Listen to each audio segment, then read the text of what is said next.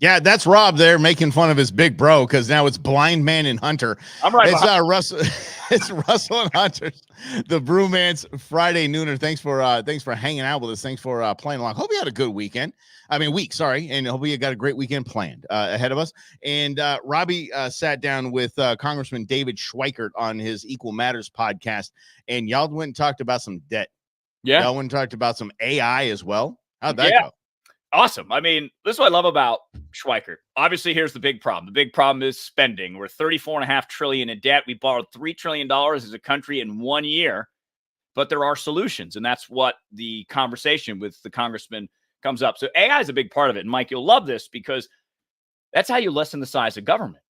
You take AI, you get it to do jobs that people are doing now. You release those people from government, you get them going to the private sector, and voila. So they can act like government employees in the private sector? Thank you. No, thank you. If you come to my office with a resume that you've been in a government job your whole career, ATF. I'm not hiring you. Especially ATF, not a chance. DEA, you're not hiring that person.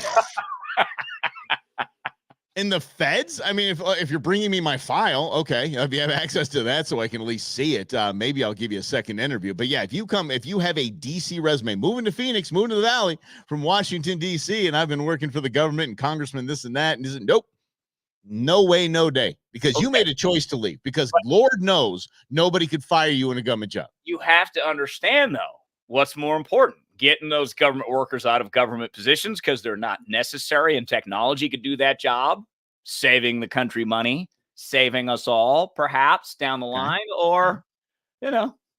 I'm just saying the alternative. No. I say hiring freeze. That's what I would say. Let them all die off. Let them all just retire off and get out of there and be done because they're useless.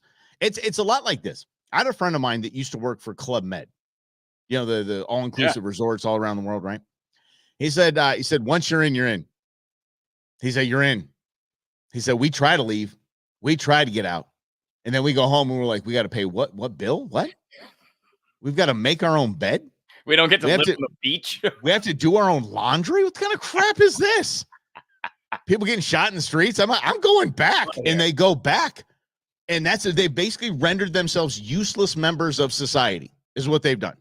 And I mean, it sounds bad, but it's a great life. I was offered a gig at Club Med, and that's how I learned this. I'm like, I don't think I want to be locked in. As cool as that sounds at 19 years old, I don't think I want to be locked in. Yeah, 49, still teaching people how to surf and wherever, Morea. I'm that guy, right? Yeah, I probably got dreadlocks and a patch. Shit. You definitely would have dreadlocks. 100%. I'll tat it out. I mean, my legs I'll just tat out. It's just looking at people awkwardly and just going, hey, yeah, that's my whole vibe right there. Is my whole vibe. But anyway, DC is the same thing. You work in Washington, DC long enough, you are useless. Yep. In the private sector. Absolutely useless. So that's the way. Just let them just kind of die on the vine, and then just shrink government that way. Yeah, and I think that's part of Schweikert's plan. Is that there are a lot of people in the government that are 60 plus. I would even go far as to say, buy them out. You know what? We'll just start your pension now. Just leave, please. Because we're gonna pay the pension anyways. Might as well just pay them like 75% of their salary. Send them on home. Have a great time. We won't replace you. Thank you. Well, I think it's a great idea to take all the student loan debt nonsense and take that and just pay all these bozos out. Okay, everybody, you're over X age. We're all going to decide that you're over X age. You're just gone. You're done. Thanks for playing. We have lovely parting gifts for you, a nice pension, and away you go. And then I think if you even set that to a vote, if we could bring in nationwide ballot measures, that would be the first one on there. Yes, pay everyone over X age, and they're gone. Or if they've been in DC for this long, employed on the government dime, on any type of government dime, you're gone. Here's your money. Here's your check. You out. Because no one's digging it. No one's digging this student loan thing. Nobody's digging it. Even the ones that are taking advantage of, they know damn well in their soul, they're like, this is not I appreciate it. I'm going to take it because that's human nature. But damn, this is really, they're trying to buy my vote. I'm still voting for Trump. Well, and the craziest part about this is, and I'm glad you brought up voting for Trump, because I actually now think Trump is going to win pretty easily over Biden. However, I don't think a lot of the Trump candidates are going to win, because if you go into the polling data, you see how much America doesn't like Joe Biden, despite what Mike just said. Biden, and this is the telltale sign. If Biden has to spend, would you know what the total is on student loan forgiveness now? I think I saw the number this morning. It's like 167 Bazillion. Yeah. So let's call it 200 billion. Biden has spent $200 billion already trying to win an election to get people to go to the polls. Yeah. And not this current forgiveness, the one before it, the average household that took that benefit makes $312,000. It ain't for, yeah. And then Corinne John Pearson, they're going, families are getting crushed. Because ABC came with the best question of the entire day when they announced this in the press pool. So if the average person is going to get $35,000 in loan forgiveness, are those that paid off their student loans, didn't take out student loans, got a degree, are they getting a $35,000 check from the government? Nope. Why aren't they getting it? These people are being crushed. So they have to, this means that they can start a family, that they can buy a house, says KJP.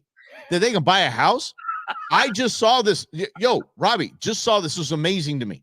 I want you to take a guess on how far out affordability, numbers-wise, dollar-wise, how far out affordability a home is. An average home for an average American, how far out of the league dollars?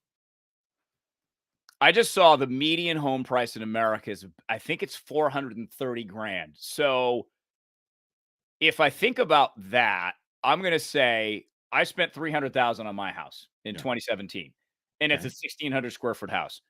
And that was kind of at the top of that limit that we wanted to do. We really wanted 250, 300. So I'm going to say we're about 125,000 off. You're just about there. You're about $90,000 off. About $90,000 unaffordable. I could afford a house, but it's not. But Corinne Jean-Pierre, if they get rid of that $114 a month student loan that they have, no, it doesn't do squat. And the average American, you said, how much was the average earner? 300,000. Yeah, and that's in that last group. In that, right. Yeah. Okay. So do you understand the 300,000 group? They understand that. They get it. They're like, no, I'm not for this. I'm still going to vote for Trump. But I mean, cool. I'll take the student loan forgiveness. That's fine. I mean, I know people in the 150 range that are getting their loans that are just begging for their loans forgiven. We used to work for a guy that's like, I'd take it all day, but he spouts as some like flaming conservative. He's a damn hypocrite. They're like, oh, sure, I'll take that money all day. Well, either be for it or against it. You decide. Yeah, exactly. So I'm trying to get this. This is what I'm looking at. There's a chart that I saw today, and I gotta, it's too much, but the stock market gains that you've seen under President Joe Biden are not really gains because they're lost to inflation. Oh, that's right. It's really fascinating because you look at the stock market and the Dow hit 40,000 and my stock portfolio's up, but it's worth less. And here in the Valley, it's about 26% less than it was 3 years ago. And that's ultimately the reason that Biden can't fix, he can't hide, he can't run from, because, if you've done it the right way, like Mike and I have done life the right way, according to the American dream, we haven't done a little bit. My divorce was finalized this week, so I don't know if I'm batting 1,000, champ. I really don't know if I'm batting 1,000. It doesn't matter if you're batting 1,000, right? It just matters if you're batting. But the point is, you find a career, you go around that career. And Mike, you had an initial career in the real estate game. Yeah. And then when the crash happened in 07, 08, you decided that radio was your calling. Yeah. And now here we are, right? So, but you do it, you slow, you build, you steady, you make your money, you pay your taxes. And now you feel screwed for doing it the right way. Yeah. For following your dream to try to save enough to retire. And you look at your retirement account and the number might be higher, but it doesn't buy you as much. And when you're talking about, this is the other thing that Schweikert said on Equal Matters, Mike, that's really relevant. Whatever you have in your retirement account, if we don't fix our spending, guess what's going to happen? They're going to tax the you-know-what out of it. Mm-hmm. So you're going to be doing that same thing. You worked your butt off. You put money aside. You invested. And you have a little nest egg. And let's say your nest egg's $2 million. Guess what? Every time you cash that, you're going to have to pay more taxes on it than you do right now because we're all got our heads up our butts and don't want to change it. Yeah. Oh, no, all of us want to change it. It's just, I would say as we the people, I'll speak as we the people, not those that dive into this daily. As we the people, we are told that the Republican Party wants the way they're going to get us out of this debt and spending is to cut Social Security, is to cut Medicare, all the benefits. Granny's going to die. Meals on Wheels, dead on arrival. You only get a Triscuit when they show up on Meals on Wheels, and Granny's going to die. And so you think you want to, but you feel like because you're told by the corporate media and you're told by these bozos that fall in line like they do, and we the people go, okay, but we can't. If the only way we can fix it is killing grandma, I guess we're just going to have to take the punch. Yeah, I'm not saying that we don't want to. I know Rob was very eloquently said, pull our heads out of our butts, but I don't think our heads are in our butts. I think we are being completely duped by the system here, and it's going to bite us in the butt. I'm glad you brought that up. I was actually just talking to Mrs. H, Lady Brewmance, about this a little while ago, right before the show. I said, there seems to be this Trump Biden thing, right? But to me, Mike, we kind of put the number. We think it's like 20%, maybe 10% is the fringe on each side. But let's extend it out to 20%. Okay. So let's say 40% of the country is all in on the Trump Biden thing, and either you love Trump, he's Jesus, or you think he's the Antichrist. It's very much that complex. It's like either the greatest thing ever or the worst thing ever. So outside of that, there's that 60 to 80% of us that are like, okay, I get that these are the two guys. Biden is basically a dead man walking, isn't really the president of the United States. Trump has some baggage. Okay, great. Now what? Because I think we forget that we're the bigger part of the pie here.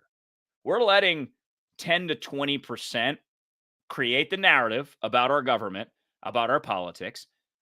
Meanwhile, with our numbers, we can create our own narrative that the truth is both Republicans and Democrats are not doing enough to make sure this country goes in the right direction as of right now. I don't disagree with that. But again, what are we only know what we're fed. Mm-hmm. Period. We only know what we're fed. So I don't knock. I mean, I've seen it too. I've seen people close to me that just think that Trump is going to be in jail this year. And they think that there's no way Biden wouldn't win. Like, why would you not vote for Biden? And their one source of news is MSNBC. Right. And so I remember when my ex-in-laws came to town, and they live in the Midwest, and I asked them what they thought about the border, and they said, what's going on the border? And they literally watched CBS morning to night. One news source. So I'm not knocking a lot of people, but because I guess I challenge them to have more news sources, but I'm not knocking them because literally the only thing they know is what they're being fed by legacy media and the agendas behind each of those. Whether it was Fox News or whatever, like when you said, Rob, that either you think he's the Antichrist or you think he's Jesus. I think the majority of we the people just saw it as my life was better under Trump. It was noisier, but I had more money. I was paying less for gas. I could afford a house. I had a job. I think that's it. I think the vast majority of Trump voters don't think he's something super duper special at all. I think they think that's Donald Trump, the guy that we've been watching on TV for decades. That's it. Yeah, that's him. Yeah, that's him. He did a good job.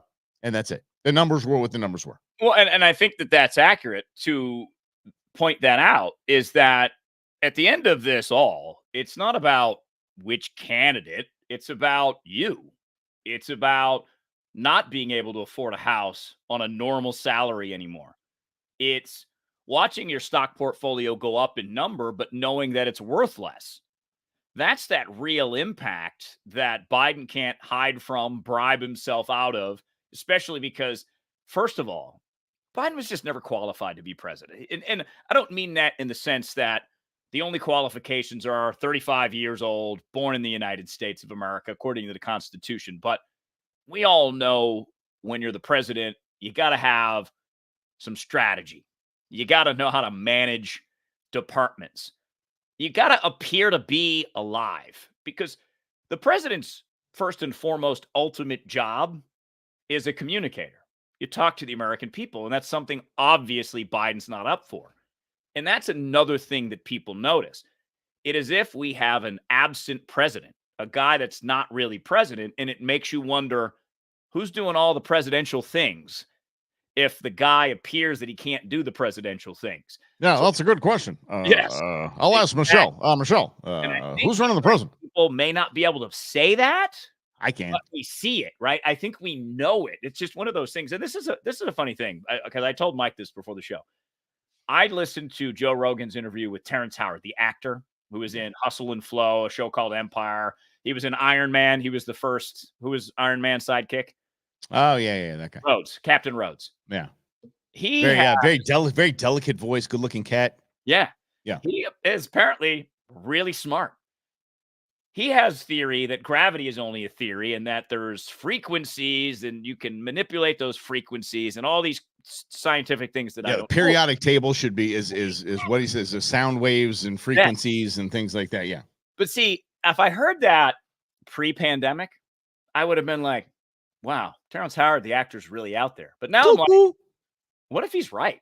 Because the experts during the pandemic were completely wrong. So I bring all this up, Mike, is that I think if you pay attention, like I've done for 25 years, Mike, you've done for about 20, Lynn, David, Grizz, Pete, Naked Pete in the building. How you doing, Naked Pete? Naked Pete is a performer. He likes busts out his guitar. He sings naked. Naked Pete. I don't think he performs naked. Maybe he wants to.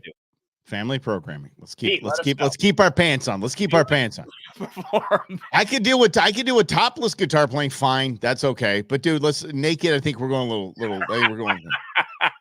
Although I have been getting into Naked and Afraid. Naked and Afraid is kind of a fun show. Is it? Yeah, I thought it was going to be like Survivor, like everybody's done the season and they're all no. It's just two people, one show, trying to make it through their 21 days. It's pretty fantastic. See, that was funny because I just heard a conversation about that you don't even get paid to do that. You show up, you get some microbiomes that mess with your body. My girlfriend actually auditioned for it and got to like right to it's time to go and got the shots and all the stuff to go wherever the country they were sending her to. And it was COVID hit. Oh, and they stopped everything. And I said, okay, well, what would you want? I mean, it was something to be like, and she says nothing. It's kind of the, for the experience and for the, I'm like, so they have people get naked and they put them in a spot where they have to survive for 21 days. And then they just cash in on it. They don't even give you like, what do they give you? Like, is there catering at the end? Do you get like a nice meal? Yeah. You get a Starbucks gift card. What do you get? You survive Naked and Afraid. And there's people that go on, 2-3 times and they kind of build a brand doing it. And I think that's fine. But yeah, I don't know. But so Pete says no nudity. Okay. Thanks, buddy. But why do you call Naked? Why do you call him Naked Pete? I don't know. I saw a couple of his posts and it was Naked Pete. Naked Pete back performing.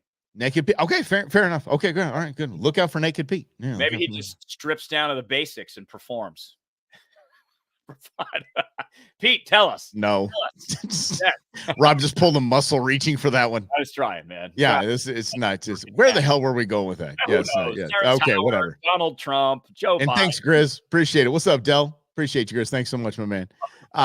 Yeah, we did some FAFO Friday on I know. I want to see. I know you got one queued up here. I want to see this because this is really cool thing that Mike does on the Go Show, streaming live every day for you at 11 a.m. Mountain Standard Time, which is now Pacific Time. Animals just wreaking havoc on people. Yeah, so we just did, or not even wreaking havoc. Just how about this? This is why I'll never go on a safari right here. Here we go. Let's just have some fun with this. Let's see what we can get here. Come on. All right, add the stage. Come on, let's go. What's up? It's not going. Yeah, it's technical. There we go. All right, here we go. Look at that. Look, nobody's watching. Look, everybody's looking over here. Look at this. Yeah, Mama's like, you understand in the lion world, right? Lionesses are the ones that hunt. They're the ones that look. Everybody's looking over here. Look over here, everybody. Look over here. And then this guy, not this guy. This bozo driver should be in fourth gear by now. He should be in fourth gear. Then this guy. Shotguns? He's wondering what an f-stop is. What aperture do us have this camera set to? Look at this. Oh, yeah. Nope. No. Look, it's looking like you're supposed to run now, dude. You're supposed to run now. Holy cow. Yeah. Yes, but anyway, yes. You blank around and find out we are not going on safari. Rob and I are not going. Rob can go. That's fine. He can go on safari. I definitely am going to go. We watched a lady get pulled out of her car by a tiger. I'm just like, yeah, no safaris for me. I'm good. I'm good right here. The worst thing I have to worry about in Arizona is worry about a rattlesnake. Some death ropes are out there just rolling, snaking all the way through the desert. You got to worry about that, but that's it. I'm good. No natural disasters, no things that want to kill me. I'm good. So, brother Chris, he had a run-in with a little rattlesnake last week because, my house backs up to a mountain. So it was his welcome to Arizona. He's been here for less than a year. He came in August. So, it was the very end of snake season last year. So he's pulling the recycle bin and the trash bin up to the house, and he heard that little rattle. He froze. He turned around. It was a little baby, he said, about a foot long. He said, welcome to the desert. Yeah. Do you want to hear something scary? Yeah. Microevolution taking place right before our eyes. Because usually in the little snake world, the is just a warning. Get the heck back, dude. I'm here. Just so you know I'm here. And if you blank around, you're about to find out. But I'm going to give you a little. Those snakes are the ones that are getting killed. They're getting dispatched immediately. People hit them with a shovel. Maybe Chris would like smash it with the trash can or whatever, right? I mean, that's how you just protect yourself, kind of thing. So the snakes that don't do the those are the snakes that are living. Those are the snakes that are breeding. The snakes that don't rattle. The snakes that are quiet. So soon enough, probably at the end of our lifetime, probably around mid-lifetime for the kids, there's going to be no rattling of the rattlesnakes. It's just going to be, hope you don't step on me because I won't bite you.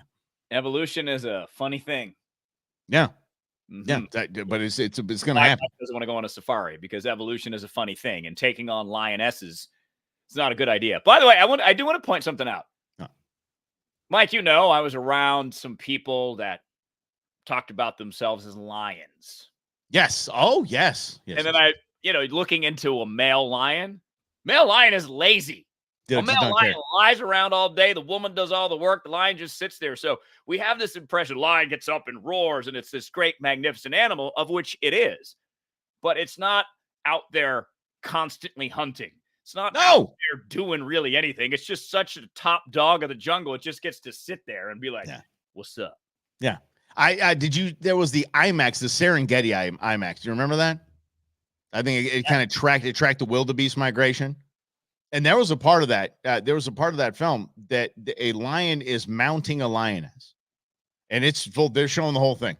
It's like it's like bow, bow. Some Barry White started playing in the background, and then he just lets out this giant roar, and then gets off the lioness, takes like 3 steps, and goes, and just passes out. Everyone in the theater starts laughing their butts off. This is one of the funniest things, but that's just should be like, well, what do I do? I eat and I mate. That's what I do. I eat and I mate. So so when you say like, he's the lion of the group. Lions are not hustlers. They're not grinders. Hyenas are. Hyenas are the top of the hustling food train. Now they're like the crackheads of the Serengeti. They're gonna wake up, they're gonna get theirs. Any way, shape, fashion, or form, they're gonna wake up and they're gonna get theirs. You don't want to get out hustled by a hyena, man. Little crackheads of the Serengeti. And don't they work in packs and sometimes attack lions? Oh yeah, they don't, dude. They're nasty hunters, man. They'll get after it. But mostly they sit around and wait till someone else does it, and they're like, excuse me, mind if I play through? Yeah, I'm pretty ugly. You don't want to mess with me. I'm pretty nasty. So I'm just gonna I'm gonna help myself to your hunt. Thank you. And they hurt their feelings. So they're like, why are they laughing at me? I just killed this thing. What did it was a perfect hunt. Why are they laughing at me? I'm gonna go, you guys suck. And they're like, there we go. And they jump right in. Damn it. We have just Disneyed the entire thing. Well, yeah, I don't know how. And that's basically if you're an anti-hunter, if you want us not to hunt something, or you want the whole anti-hunting crowd to really get after us for hunting anything, put it in a Disney movie. Make it cute, put it in a Disney movie, and there'll be entire groups of people that will protect it to the death. They will protect it if you make it cute and you name it things like Pumbaa. It's like the Dennis Leary No Cure for Cancer stand-up bit when he's talking about the otter. He goes, "Oh, the otter, it's so cute. Leave it alone. Hi, I'm a cow. Get in the truck. You're a baseball glove." Yes. But I remember going to San Diego with Rob, and we were going to go fishing in San Diego, and we get to the hotel room, and you're like, oh, dude, look, a sea lion, a picture of a sea lion. You're like, oh, look at that cute. Look at this, a sea lion. That's so cool. I'm like, by the end of the day, dude, You're going to come back and want to throw something at that damn thing, and you did, because they're evil. Truth. They're thieves. Stole my bait right off my line. And I didn't even see it coming. No, you didn't. No, you didn't. Yeah. What's up, Jay? How you doing, buddy? Speaking of evil, Sonny Hostin making a play. We've talked about the topic of the View a few times, and that is Caitlyn Clark of the what in the world did she go to? What I don't even know. I can't name 4 NBA teams. I really can't. NBA or WNBA? WNBA, sorry, WNBA. I can't name 4. What is she playing for? The so and so. Yeah, I don't know what the actual Indiana something. Okay. So she's playing for the Indiana something, and she is the draw now. Caitlyn Clark is the draw. She is already being heralded as the future GOAT, and she is she's going to take the WNBA by storm. I've seen 2 headlines that compared her to Michael Jordan this week, Mike. Michael Jordan. Caitlyn Clark's been compared to Michael Jordan. 2 different headlines this week. She's too sweet to be Michael Jordan. She's too sweet and too kind to be Michael Jordan. She's too kind of like. Oh. But she does, and I am. I know this is going to sound like it's being racially insensitive, but she got, especially in Indiana, she got that Bird vibe to her. Like everybody's like, she's sweet, she's nice, she's just good, but she's just a baller. She's out there doing it. Larry Bird was one of the most evil mother blankers you ever. He was the biggest trash talker in the game. The guy was mean. Fantastic, though. Love me some Larry Bird. All about Larry Bird. Anyway, people didn't try to take Larry Bird out of the league. You see, him and Magic Johnson came in and saved the league. The NBA was just nothing prior to Magic. The finals were on tape delay in the 70s. Yes, and now when Larry Bird and Magic Johnson came out of their NCAA rivalry and went to the NBA, people followed. So that's what the WNBA was hoping Caitlyn Clark would be, because Caitlyn Clark became a name. Caitlyn Clark became a draw for because nobody cared. Let's talk like grown-ups here, people. Nobody watched the women's NCAA basketball tournament. No one. I'm being serious. The ratings, abysmal. They were on ESPN 19 or something like that. Nobody cared. Then Caitlyn Clark showed up, and now it's on CBS. Right? And everybody's all about that. So she gets drafted to the WNBA, and here she is, the star herself. The WNBA players hate her. They are just, have you seen, I saw a montage of the fouls she's been taking in the past week. I mean, they're trying to hurt this girl. I saw her own teammate punk her in a press conference because she showed up late because she was signing autographs for kids. I'm like, this is just absolute stupidity. And then on top of that, speaking of stupidity, Sonny Hostin. Caitlyn Clark is bringing this money, these sponsorships, we hope, into the league, and other players will benefit from it. But I do think... Sonny, how many WNBA games have you watched? None. Don't give me we hope. Don't give me this garbage about, oh, we hope so much for the league. We just hope it for the women. We just really, really hope. Then go to a game. Buy season tickets. Buy a suite, give the league some money, buy some jerseys. Sonny Hostin, how many WNBA jerseys have you bought for your kids? Exactly, you fraud. That she is more relatable to more people because she's white, because she's attractive. And unfortunately, there still is that stigma of against the LGBTQ plus community. 70% of the WNBA is black. A third of the players are in the LGBTQ plus community. And we have to do something about that stigma in this country. I think that people have a problem with basketball playing women that are lesbian. No, we have a problem with basketball playing women don't put a good product on the floor. That's what literally is what we don't like. If they were dunking, doing some alley-oops and doing some crazy stuff, we'd be showing up to the games. It'd be fun to watch. I would equate it to basically the arena football to the NFL. We'd show up because, like, hey, well, let's go catch a WNBA game. There's some talent going on here. Let's go check it out.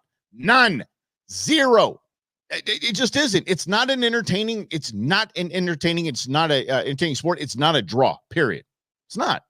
Plus, I'm tired of the go-to reaction being the same. The outrage is the same all the time. Look, I get it. Caitlyn Clark has advantages because she looks the way that she does.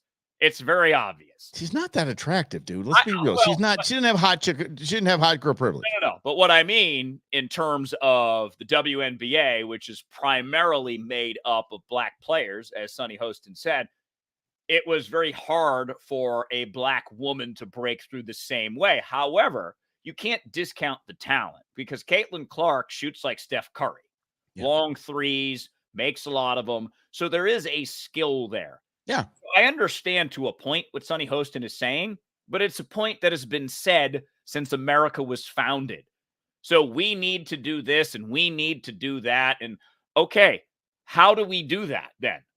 Because number one, but it's not the case. She's saying we need to do something. It's a solution looking for a problem. Well, but that's my point. It's always the same reaction. So it's boring. Like what Sonny Hostin is saying is just her regurgitating the same thing that she said 100 times about 100 different people on The View.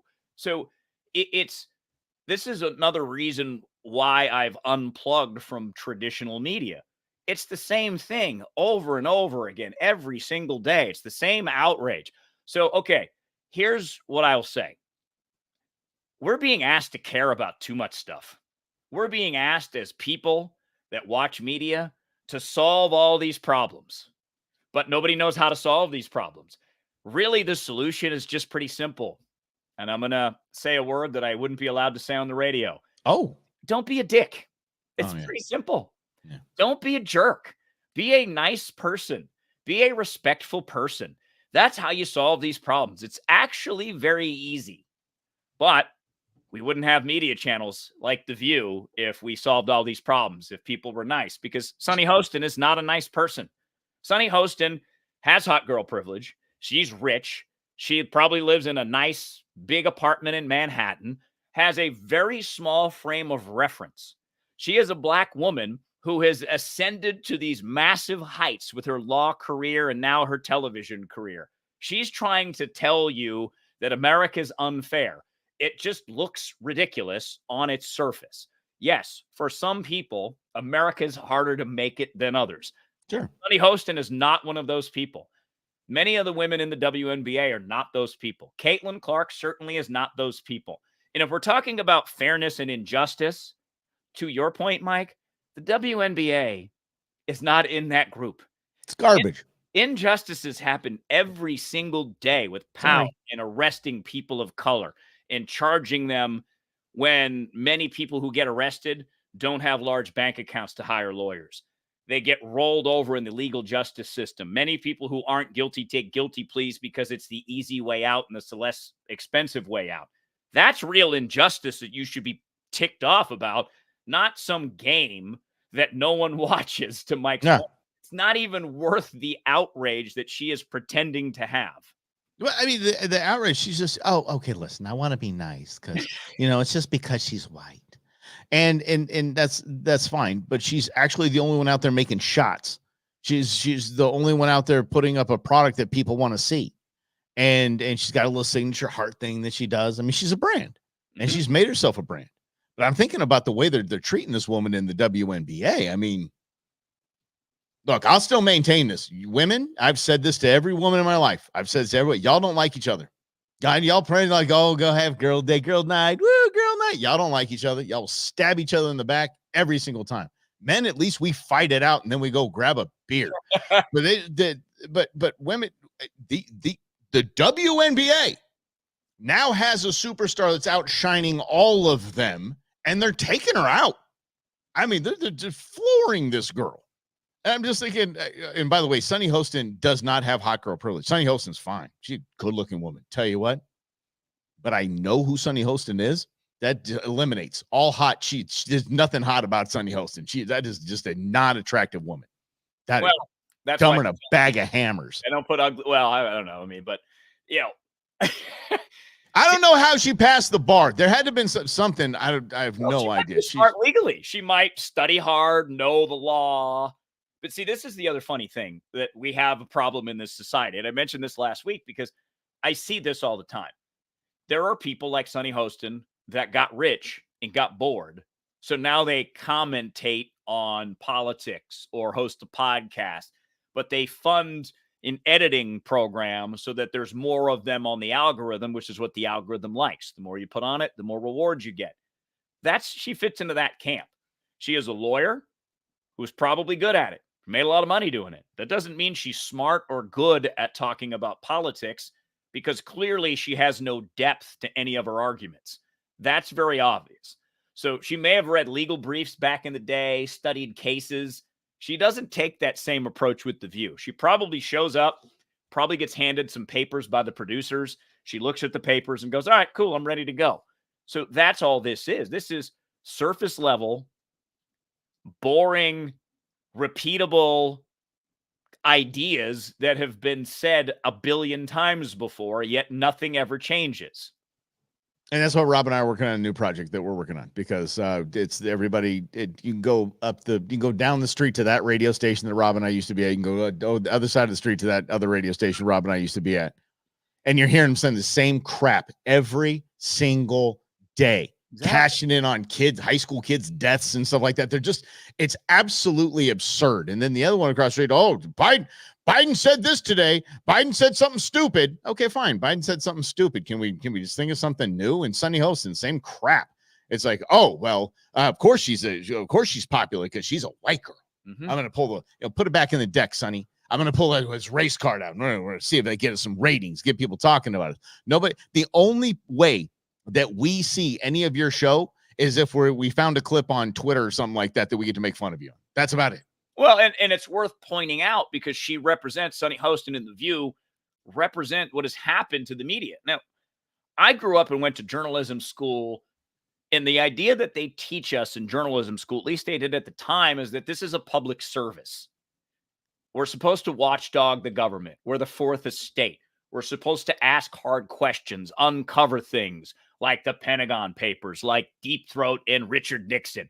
That's what we're supposed to do. Although alternative take on that now that I'm learning is very interesting. That I think that we talked about this, Mike, that the Deep Throat Richard Nixon, it was the number 2 guy in the FBI who was Deep Throat, who talked to Bob Woodward, who was a brand new journalist. But Woodward was also a former naval intelligence officer. So it's just very interesting when you learn those things.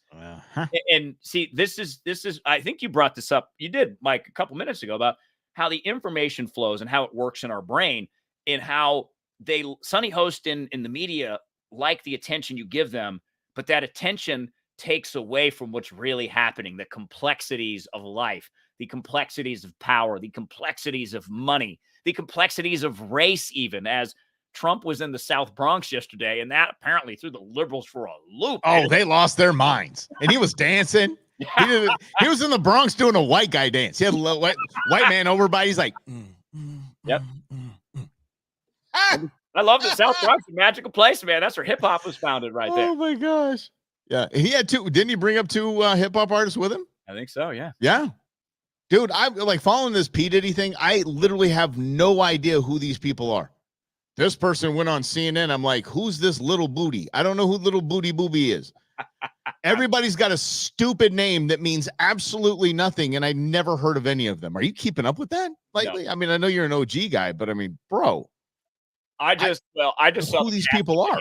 And P. Diddy pulling her by the hair and kicking her, and I was just like, wow. Yeah. But he came out and apologized, P. Diddy, so everything's fine. He's a different person now than he was a few years ago. No. He's got TD Jakes on his side now. Oh, okay. He's got TD Jakes, going to help him out, going to get him on the right path. But trust me, Diddy's got something on TD then. TD go to stay. He's a smart man. TD Jakes is a wealthy man. TD Jakes does not have to get involved in this. Nope. Doesn't have to sit up and be like, oh, look at me, I saved Diddy. Nope. He's like, Diddy, I'm going to help you, and you're going to shut up. You know what I'm saying? You're going to shut up. Party? What's that? Those, because I think there was rumors that TD Jakes was at some of the P. Diddy. Yeah, parties. I wouldn't doubt that one bit. Mm-hmm. Look, y'all need to understand, from a Christian standpoint, pastors they're not Jesus. They're not saints. I mean, my son, I'm so proud of my son. My son volunteers on Sunday at church. He does a great job. He works in the youth ministry, just really, really good. And this is his first week on the job, by the way. He got a job. What up, Texas Roadhouse? Yeah, my man. Huge. Yeah, it's a big, proud of him. Anyway, but he volunteers. When we're gonna get like a bit, we gotta go. Like, you gotta, get your people. I'm gonna get my people. We just need to go there, and we just need to like. Party of 15, please.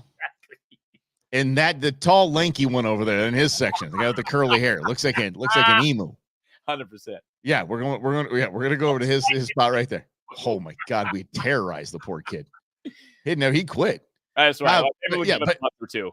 But he comes back from volunteering. He talks about like, oh, the pastor talked. I talked to the pastor, and I'm like, okay. Yeah, like it's like some deity talked to him. It's like Christ came down and talked to him. So when I see this TD Jakes thing, I'm just like, I put TD Jakes up there with Benny Hinn, the dude that knocks people out. He touches them, and they pass out. I'm like, knock them out, Benny. I did an event when I was at a previous life. I was at a company that did work with the pond of Anaheim, the Arrowhead Pond. It used to, I don't know what they call it now. It's Honda Center. Is what they call it now, where the Ducks play. Oh, and so not TD Jakes, it was Benny Hinn was doing like 2 nights there, something like that. And the general manager was all freaked out. He didn't know what to do. He was like, I'm stuck. I'm like, what are you stuck on? He goes, well, my loading docks are too high for the Wells Fargo trucks that back up for his service. I said, how many Wells Fargo trucks? He goes, 4 a service. Yeah. So I'm with you on that. Yeah, Lynn, I'm telling you, I'm with you on all that. But I understand it. These just because they're good entertainers and they can preach the word and they've memorized it and they give a good message and they do good, and I applaud them for doing that. Man, there's a lot of them that just on the damn take. And when I saw TD Jakes with his P. Diddy business, I was like, oh boy, man, that's terrible. Well, and I think it all ties together, Mike, because it's just a branding approach. There are, throughout modern history, there are people who know how to get attention on television, on the internet, on whatever. And that attention brings them money.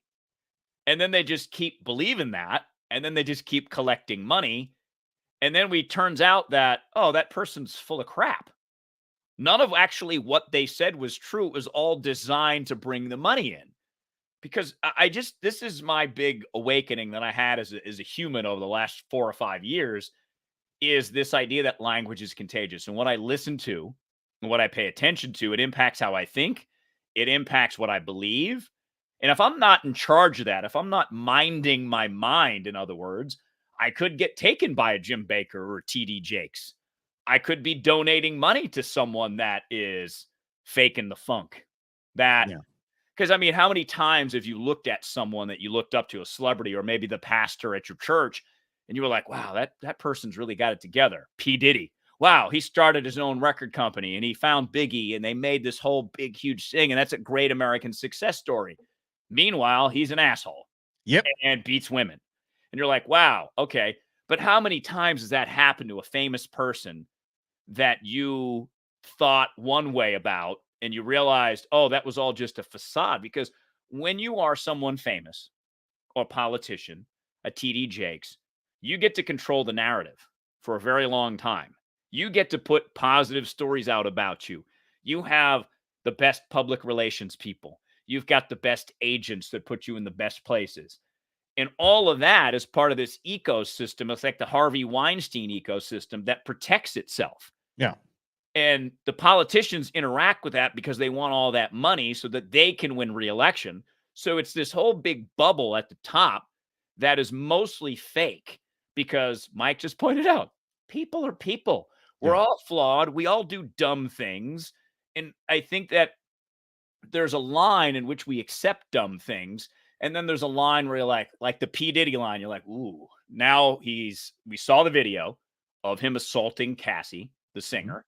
And we see the allegations about the parties and the underage women. It's not too hard to put the 2 and 2 together.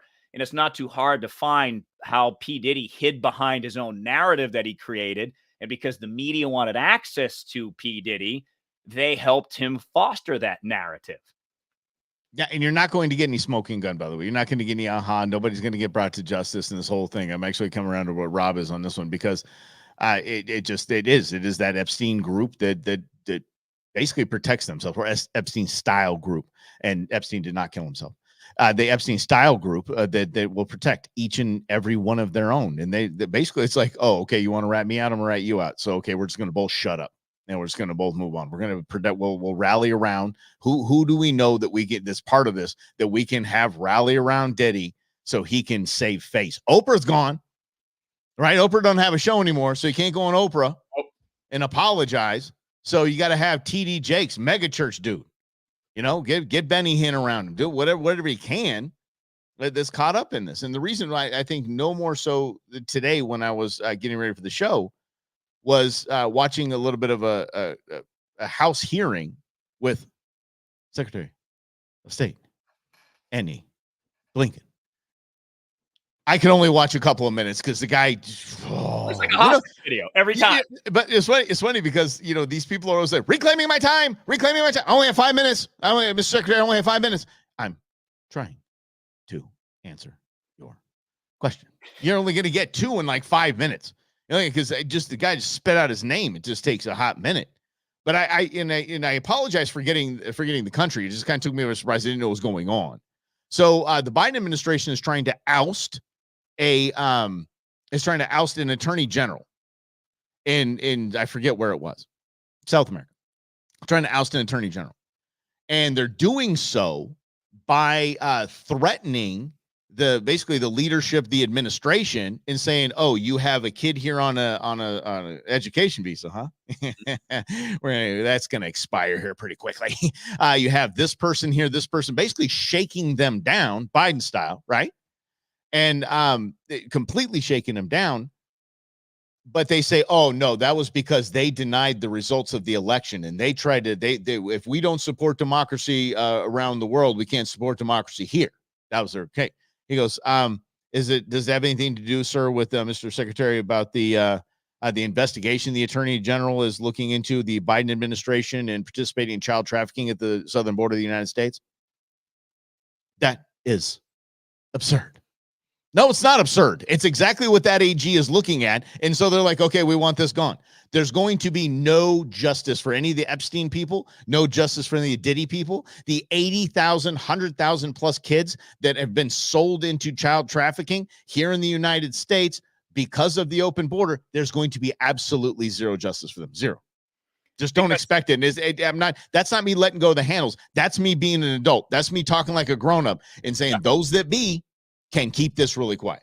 Let's go back to the Sonny Hostin part for just a moment. So if you caught that, you're just joining us now here on the Brewmance. Sonny Hostin is one of the people on The View, that daytime talk show where they solve all the world's problems. Oh, sure, yeah. But Sonny Hostin repeats the same mantra over and over again. That's the same idea, right? It's all about going back to what Hitler said. You say a lie long enough, people will believe it.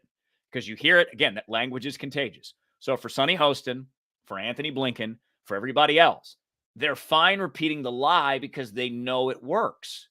It's up to you as an individual to understand that and not listen to it or find some other form of entertainment, like hanging out with Russell and Hunter. You know, like this is it. And I want to refer to using the levels of power that Biden is too, because I was doing some research on FDR for some reason.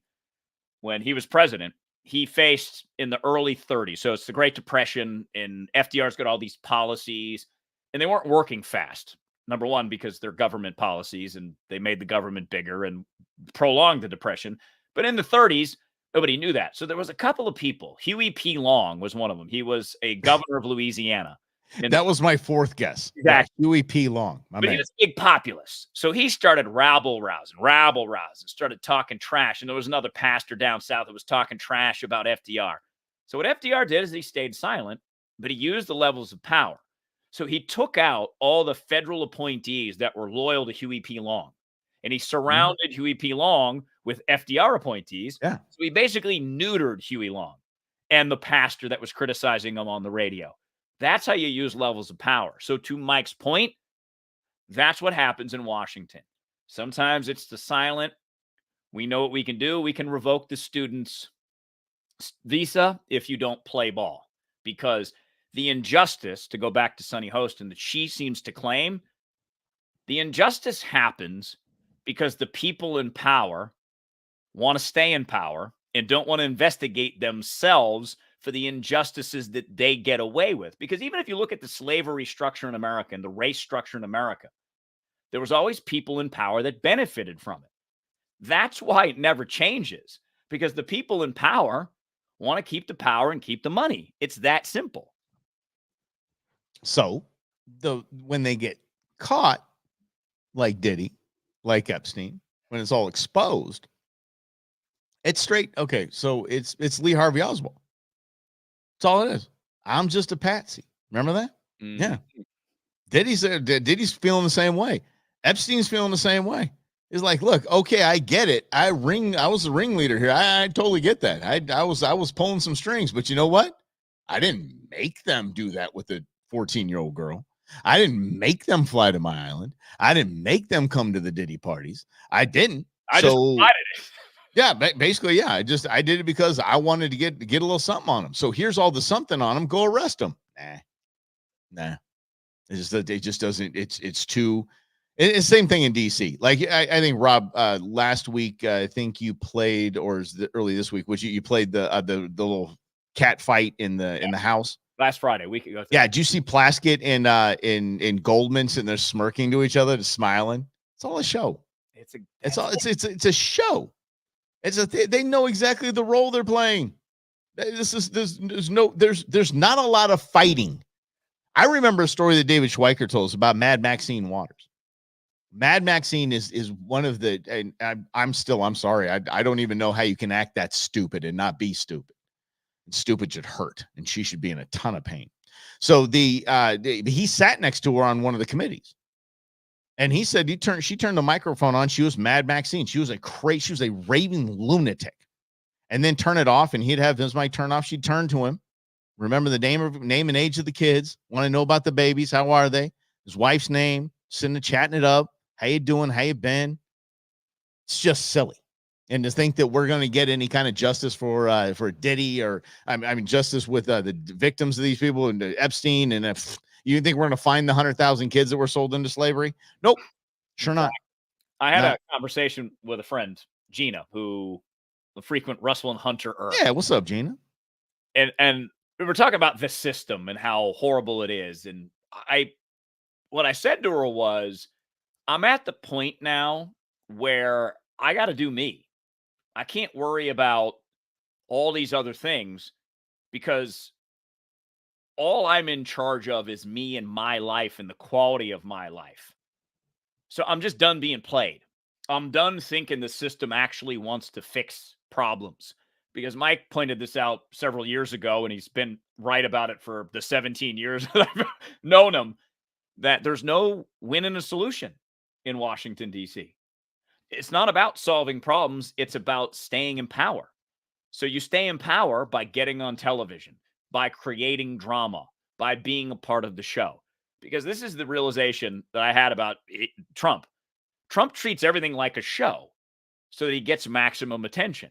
And he did it so well, he became president. And at this point, I think he's going to become president again. Yeah, he is. Because look at what he does in the courtroom. He comes out, he goes on attack. Trump has always done this. Mm-hmm. The judge is corrupt. The Democrats are corrupt. He's so good at framing a narrative for the show, and it works to his benefit. Now, I bring Trump up just because he does it just about better than anybody else. He's the biggest brand in the history of the world. True. And the Democrats are now trying to aspire to be that because they saw how he did it. So now they're all in, and several Republicans are all in. So it's a show. It's not real. It's not solving problems. It's not going to reduce America's debt. It's not going to shut the southern border. So my point is, pay attention. It's your country. We all care. But where you put your effort and your energy should be on you, should be on remembering that 60% at least of the country is not happy with the state of it. We've got the numbers. We just don't have the narratives, and we don't have the media channels to be able to discuss these things, which is why Mike and I are here creating this media channel. That's why you watch out for RFK Jr. I'm telling you, watch out for the dude. I think his VP pick was a miss, but it's paying him though. She's funding the campaign. Yeah, well, it's fine. Yeah, that's good. She just put like a couple weeks Back ago to it. of her own money into the campaign. Yeah, sure. Why not? Like you do. Although she did say the shot should be banned, the COVID shot.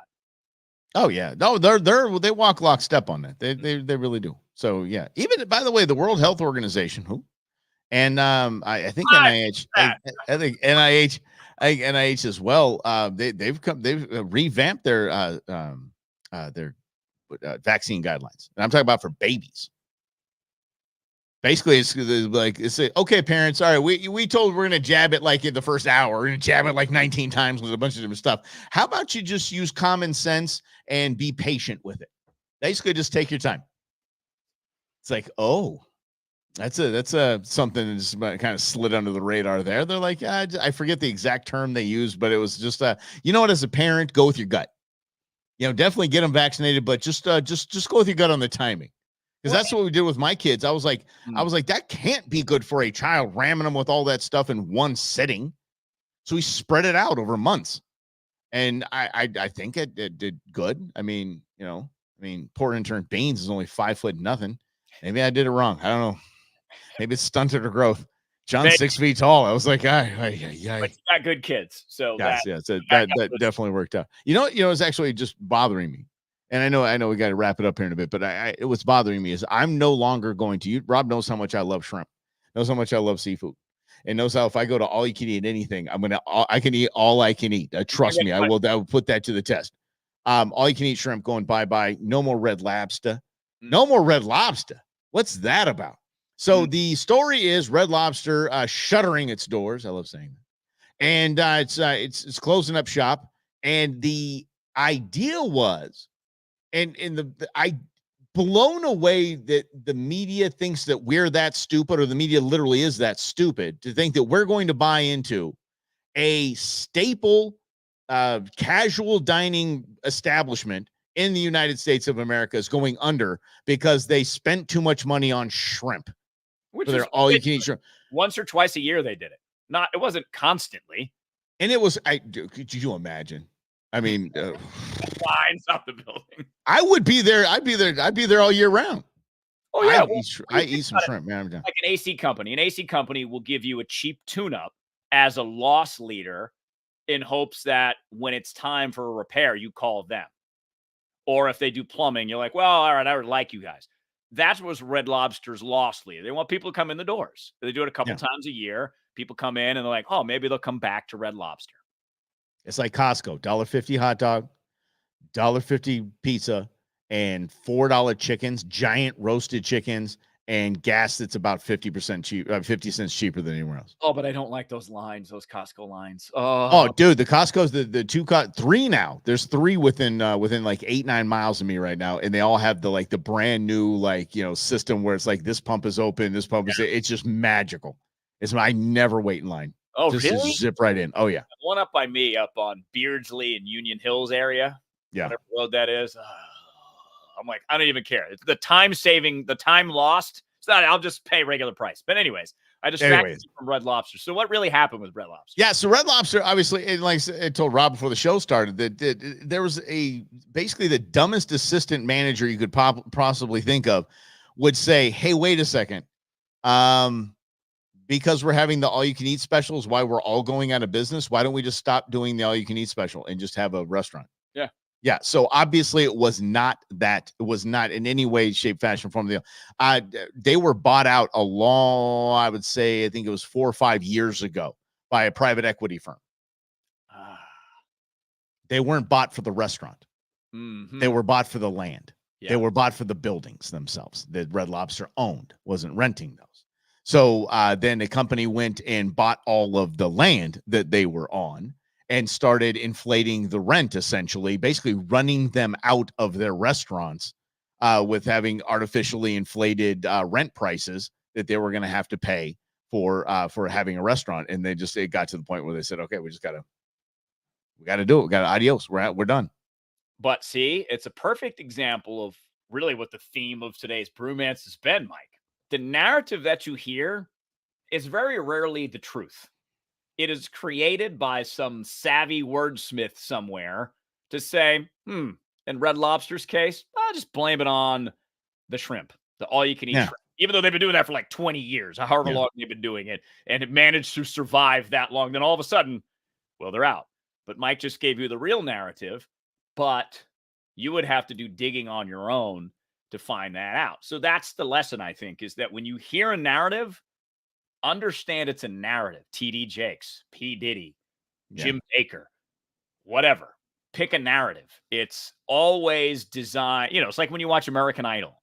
If you do, you hear the heartbreaking story of the contestant, because we've all had those, right? We've all had tragedies to go through that we can play dramatic music around, and then it sucks you in because you get all emotionally tied to it. It's being done on purpose to fool you and manipulate you. All right. Rob sent me a very sexy text last night, and it was, I was like, ooh, Rob knows how to talk dirty. He was like, let's talk about indoor versus outdoor shooting ranges. And I didn't get back to him because apparently the switch is flipped in my head to not return text on time. I'm sorry, pal. But why in the hell do you want to talk about it? It's sexy. I'll talk about that all day. I will. Because I went to an indoor range. Okay. The other day. And normally I go to outdoor range. Normally I go to the desert or up to Ben Avery in North Phoenix, which is an outdoor range. And I like the outdoor ranges a whole lot better. And I understand here in the valley, it's 1,000 degrees out and it's not exactly ideal to go shoot your rifle outside. But shooting your rifle inside is loud. It's restrictive. You feel very stuck in your lane. It's still fun. It's still enjoyable. But I prefer the outdoors. I've been to a public indoor range one time. Really? I hated it. Huh. I hated it. And you know me. Any chance I get to go bang bang, I'm happy as they get. I'm the happiest kid you know. Dude, claustrophobic. I don't know these people. I'm stuck in a room with a lot of people with firearms. I don't know who you are. I don't know how you. I'm watching you fumble all over your firearm next to me, and I don't feel safe.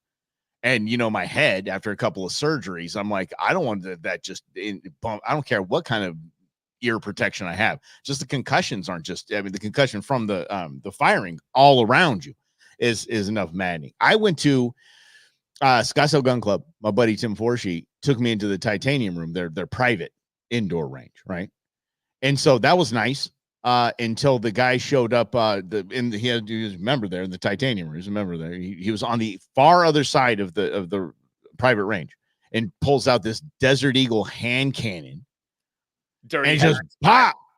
I'm like, I don't even like being in here right now. I'm an outdoor range or desert guy, period. I do not do indoor ranges. I don't like it. Well, and I thought about it just from a practical standpoint, because it is so unrealistic. It's great. You should practice however you want. And, one of the two guys, my friend Pat and his brother Jim, they try to go out once a month. And the guy that was there, he's kind of the range guy. He was in the Army, and he says, yeah, you got to do it like once a month or it diminishes at the minimum once a month. So I get that, we were going to go to the desert initially, but they closed the portion of the desert that we go to. So we went to the indoor range. Good. But as much as I liked it, just the act of practicing, I found it to be very unrealistic. If a real life scenario happened, it would look nothing like an indoor range. Right. Yeah. And my first thought right there was when you said that, they closed the desert. How do you close the desert? How do you close the desert? It's like Axel Foley in Beverly Hills Cop. You stole this house. How do you steal a house? You didn't steal a house. How do you steal my uncle's house? I'm squatting. Not stealing. Go steal it. Yeah, exactly. So, but yeah, you close the desert, or I went to Spaceballs with Comb the Desert. I don't know. I was with you. Who the governor is now? What's that? Katie Hobbs, right? So it was the BLM or whoever it was. I don't know. BLM's is it BLM federal or whatever? BLM, yeah. Mm-hmm. Yeah. So I don't know. Bureau of Land Management. So it could have been the Biden, ATF, DEA, Desert Fire, blah, blah, blah. Sorry, you can't go recreate with your firearms in the desert now. I don't think people should have fun in the desert. Exactly. With their guns. Man. Guns are scary. You have such a great governor in the state of Arizona. Well, it's what we get. Sorry. You did it. We picked it. Sorry, y'all. Mm-hmm. Yeah. As much as I want to. I have no shooting. I have no shooting in this in this weekend planned. Rob, do you have a shooting in this weekend planned? No, not this weekend. Yeah, no, I'm actually getting fishing equipment ready for my Mexico trip. Oh, you're going to Mexico? I'm going to Mexico, buddy. That's right. Yeah. Puerto Peñasco. Nice. Yeah, the cool kids call it Rocky Point. I mean, I was going to that. Puerto Peñasco is hard to say. I mean, yeah, I know. It's all Spanishy. So it's some foreign language. Rocky and Point. We got that one, right? Yeah. Yeah. I've been to a lot of the touristy spots in Mexico. I've been to Cabo. I've been to Puerto Vallarta. Yeah. I've been to Cancun. I've never been to Rocky Point. I'm afraid to drive in Mexico, so you have to let us know how that goes. No, I definitely will because and here's the deal. Rob and I taking Memorial Day off. We'll get that in a second here. But the fun thing to me is that is I'm there with people that I speak a good amount of Spanish. They speak fluent Spanish. So at least the language barrier isn't going to be as bad as it is. And basically those that would stop you near the border speak pretty damn good English, better than I speak Spanish. Sure. So there's that. So we've been through all the scenarios. There's a lot of boards and stuff, like Facebook boards and stuff like that, of people that communicate very like in real time. Okay, I was just down at this checkpoint. This is what's going on. This is that. This, cool. Stay to the speed limit. Don't break the laws, and you should be just fine. I hope. Good idea in a foreign country. Don't annoy foreign officials because they typically have more power than American officials. Yeah, but don't get in between me and my first taco. Just do not. Just if you know what's good for you. Policia, Federales, exactly. Just let me get a taco and you can pull me over. Or just go code, just light the lights up, get me to the taco stand. You can arrest me. I don't care. Just let me go there first. Well, this is why I have maybe some bad memories. You're talking about that. So the first time I went to Mexico was in 2007. And we went to Nogales and we went to El Sasabe. Yeah. In El Sasabe, we had a run-in with the Mexican military, with the Federales, and with a guy that followed us till we made it to the border checkpoint. So my little driving experience in Mexico, granted, I was looking into illegal immigration, and it's very well Mexico. So hopefully you have better luck than that, Mike, is all I'm saying. I just spent such time down there at the orphanages and stuff with my grandfather as a kid, and then in college in Tijuana, because Southern California, so we went down to TJ all the time. So I was just some drunk white college kid, and they didn't care. They didn't bother me. That's what they want, TJ. Yeah, that's right. Hey, Chris, it's a good point, man. Look, it isn't Happy Memorial Day. It isn't. Let's post pictures of our drinks and crap like that on Memorial Day. That's Veterans Day. We celebrate veterans. We party with the veterans. We light it up. We do all of that. This is a day to remember those that have served and lost their lives. And I think one of the most important thing to remember on Memorial Day are the families of those that have lost those lives, those family members, and they know the reason for Memorial Day. So if you are having any kind of gathering and you do know any of them, my hope for those families would be that you invite them over and just show them some love and show them some attention. And if you're gonna have fun this weekend, 3-day weekend, it's in America. We have fun doing darn near everything. Mm-hmm. So have fun, but do your best to make sure that you remember the reason and to maybe invite somebody over that's missing a loved one. Well, and I love that, Mike, because Memorial Day it's motivational for me in so many ways, because I think about all of the veterans that not only served, but who need to be memorialized, right? Were killed in action, killed in training accidents. They're the ones that really put America in that right place, that it is worth defending. And it's worth defending not just militarily. It's worth defending against the narratives we're being told. It's worth defending against the real challenges that we face: debt, spending, healthcare, a bad economy, inflation. Those are real issues that impact all of us. And I'll be damned if that many people gave their lives for us to just give up and to believe what politicians say or what media professionals say, because there's so much more to life. There's so much more to what we do and what we have to give as Americans, that this weekend, while you're hanging out, having a good time, remember that sacrifice and how you can pay it forward in a different way, so that Mike's kids and Mike's kids' kids, if Mike's lucky enough to be a granddad someday, have a prosperous America, the same America that all those people who went and fought and sacrificed themselves for this country, that's the reason. Yeah, like Wyatt Martin. Shout out, great job, Grizz. Yeah, for sure. This his profile pic, killed in action in December of 2014. Man, that's the reason. So, and remember, by the way, remember how we as conservatives we flew off the handle when Kamala Harris decided to wish everybody a happy Memorial Day out there on Twitter. And just stay off social media unless you want to do something pretty cool. You know, if you want to change your profile pic to some loved one, someone you knew that gave it all, or some family, just celebrate them. Celebrate those that did. So we appreciate you. We celebrate you, by the way. Rob and I celebrate you guys. We love having you here. We really enjoy these times. Something new is coming up, and it's going to be a lot of fun. You're going to get a lot more of Rob and I. So sorry. Well, with the way we travel, Rob or I, and we'll say Rob and I. And the thing that's exciting is that we're going to talk about stuff that we want to talk about, not stuff that our radio station tells us we have to talk about, or that the legacy media tells us that we need to talk about. We're going to talk about stuff that we care about, stuff we know you care about, and we're going to have some great conversations. So look forward to that, and have a wonderful and safe. How about that? We'll say safe 3-day weekend and Memorial Day, and think about those that served and lost. Rob, appreciate you, brother. Always have a good weekend, man. You guys have a great weekend out there, and we'll catch you on the new show.